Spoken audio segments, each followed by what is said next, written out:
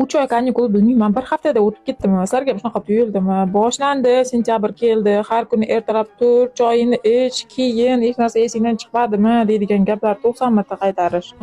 Qizlarni lukini tayyor qilib bo'lgandan keyin ularni maktabga jo'natib yubordik. Undan keyin asta o'zimiz ham kiyinib boshladik er-xotin. Ustimdagi ko'ylakni ancha oldin oluvdim, bekordan-bekor yotuvdi, keyin shuni kiyib qo'yay dedim. Tom Ford Cherry duxichalaridan sepdi. Erim kulib qo'ydi, sani ko'rganlar maktab direktori deb o'ylaydi deb.